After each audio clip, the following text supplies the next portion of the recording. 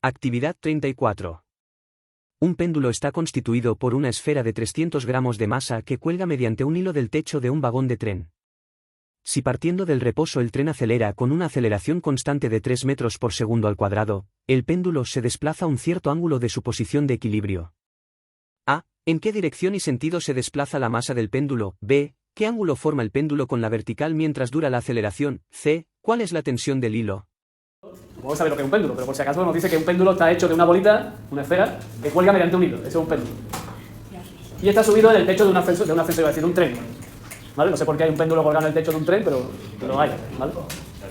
El tren está en reposo, está en la estación, todavía no ha iniciado el movimiento, pero empieza a acelerar, claro. Cuando está en reposo, para empezar a moverse un tren no le queda más remedio que acelerar. Igual que hace un autobús cuando en la parada lo hemos montado y acelera en ese momento, con mucha gracia el conductor habitualmente, porque mientras estamos buscando el asiento acelera para que lo busquemos más rápido, claro. Porque así acelera de una manera que, además muchas veces lo decían, que los autobuses ponían cuidado que esto puede acelerar bruscamente, gracias por advertírmelo, cuando ya estoy dirigiéndome hacia el final del autobús y a punto de quitarme los dientes contra algo que me pueda encontrar. O algo parecido.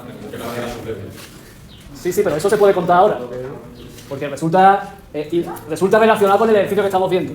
¿Por qué? Porque cuando acelera el tren le pasa algo parecido a la bolita, y es que intenta irse hacia atrás. Aunque en realidad no es que intente irse hacia atrás, sino que lo que hace la bolita es quedarse donde estaba. Quien se está moviendo hacia adelante es el tren, ¿vale? Y eso es lo que nos pasa en el autobús, que nosotros intentamos quedarnos donde estábamos. La inercia. Pero claro, el autobús es el que se viene hacia nosotros, para mí, ¿vale? La parte de atrás es la que se viene hacia nosotros demasiado rápido, ¿vale? Y por eso nos vamos hacia atrás. Pues algo parecido le está pasando a la bolita. Lo que ocurre es que la bolita está sujeta de un hilo.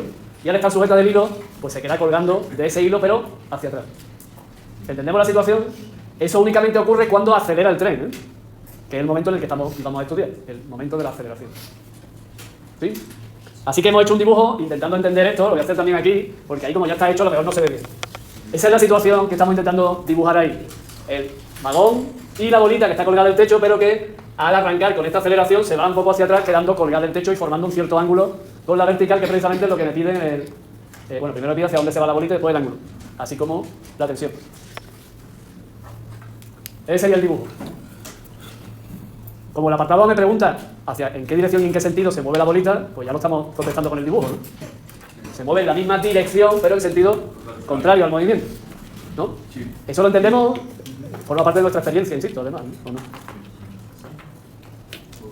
Segunda cuestión que tenemos que hacer, pues plantearnos un diagrama de fuerzas que están actuando sobre la bolita. Así que voy a hacer el diagrama de fuerzas que actúan sobre la bolita. Y tendríamos, como siempre, o casi siempre, el peso. Y como en este caso hay un hilo, pues tendríamos también una tensión. ¿Hay alguna fuerza más que actuaría sobre la bola? El peso lo hace la tierra y la tensión la hace el hilo o la cuerda. Siempre que haya fuerza tiene que haber un objeto que la ejecute, que haga esa fuerza, ¿vale? Siguiente paso que tenemos que seguir. Voy a elegir un sistema de referencia. El eje X, el origen de coordenadas, el eje Y. Y empieza a contar el tiempo, aunque en este caso tampoco es obligatorio su uso, porque no me pide nada de cinemática, entre comillas, salvo la aceleración, el tiempo inicial en el que empezamos a contar eso. Así que el eje X, sentido del movimiento, eje Y, perpendicular, positivo hacia arriba en este caso, y el origen de coordenadas en el punto donde empieza el tren. Es decir, en la estación, ¿vale? El sistema de referencia está anclado en la estación, ¿vale? Ya veremos otro problema en el que nos montaremos en el tren. De momento no estamos en el tren, ¿vale? Nos quedamos en la estación viendo esto. Pero haremos otro problema, insisto, en el que nos vamos a montar en el tren porque nos interesa ver lo que sucede dentro del tren. Digo, montado en él, no es que no vayamos a verlo, pero verlo desde el propio tren, ¿vale? En este caso no.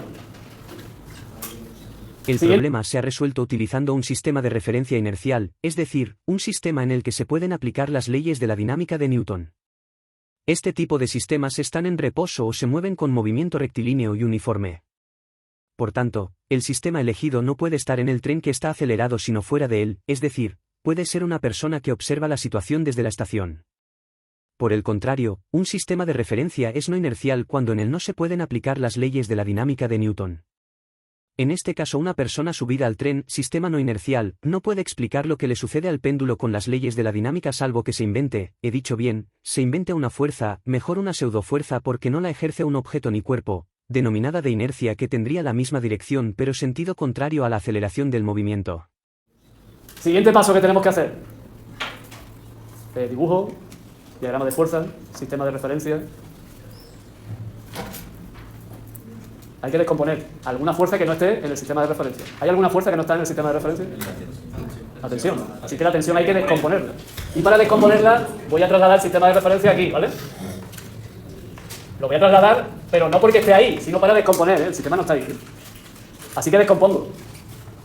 Componente X, la voy a llamar Tx,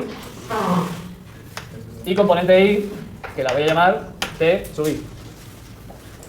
Este ángulo de aquí es el que me interesa, me van a pedir ese, ¿no? El ángulo que forma con la vertical es este, así que voy a utilizar ese ángulo, es decir, que este mismo de aquí, ¿de acuerdo?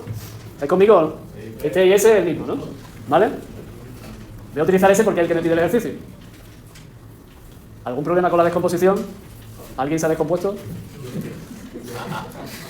Lo tenía que decir, lo siento, pero formaba parte de del guión que tengo aquí escrito. Y, ¿vale? Podemos entonces determinar numéricamente esa descomposición. Esto de aquí, Tx, esto de aquí, Ti. A ver si vemos que el seno del ángulo es Tx partido por T. No voy a poner barrita ni módulo, voy a suponer que esos son los módulos ya, ¿vale? ¿Estamos de acuerdo con eso? Que el seno tiene que ver con Tx. Pregunto. Tx es el cateto opuesto, ¿no? Al ángulo. Y por tanto Tx será T por el seno de alfa. El coseno de alfa será T y partido por T, ¿no? Coseno, cateto contiguo. Así que Ti es T por el coseno de alfa. Ya he descompuesto la fuerza tensión, que es la única que hay que descomponer. Y ya tenemos, en vez de la T, me quedo con Tx, que está en el eje X, y me quedo con Ti, que está en el eje Y. Así es más sencillo. Ahora ya puedo aplicar las leyes de la dinámica. Y las leyes de la dinámica, en este caso la ley que voy a aplicar es el principio fundamental de la dinámica. Y lo voy a aplicar tanto en el eje X, para que sea vector realmente la fuerza, tiene una componente X, que sería ¿cuál? ¿Cuál es la componente X que hay ahí? ¿Cuál es la parte de X que hay ahí? ¿Cuál es la resultante de X que hay ahí? Pues solo está Tx, ¿no? Y esto será igual a la masa por la aceleración en el eje X, ¿vale?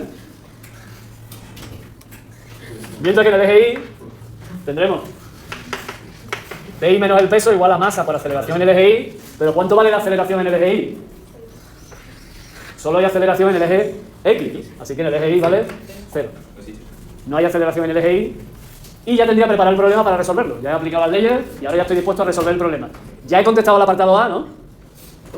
Tengo que calcular el apartado B. El apartado B lo calculo escribiendo quién es Tx, porque lo que me perdió el apartado B es cuál es el ángulo S de X. Así que voy a escribir esto. Y si no importa, si os importa lo voy a hacer igualmente, voy a escribir esto de esta manera, a ver si lo vemos. Como esto es igual a 0, voy a pasar el peso para acá. Y lo voy a escribir ya como masa por aceleración de la gravedad. Y la T sub I, como acabamos de ver, es T por el coseno de alfa. Y lo dejo todo muy preparadito, no sé si lo estáis viendo, para hacer una cosa que me permita calcular directamente el ángulo. Esto es un sistema de dos ecuaciones con dos incógnitas, que son la tensión y el ángulo. Lo que pasa es que es un sistema no lineal.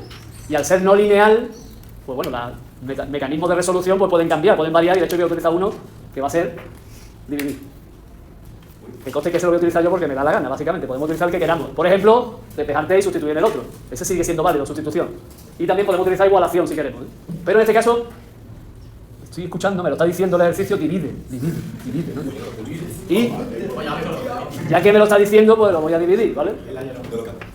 Al dividir, la tensión, igual que ayer, se va, ¿no? Se va la tensión, ¿no? Y queda la tangente de alfa, ¿no? Seno partido por coseno, por lo menos eso me dice las matemáticas, se llama tangente. La masa también se va, ¿lo veis, no? Y me queda cociente entre AX y G.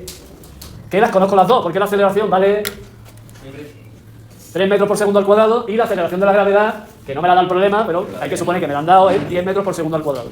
Así que puedo despejar la alfa y sería la arco, o el arco tangente de 3 metros por segundo al cuadrado partido por 10 metros por segundo al cuadrado.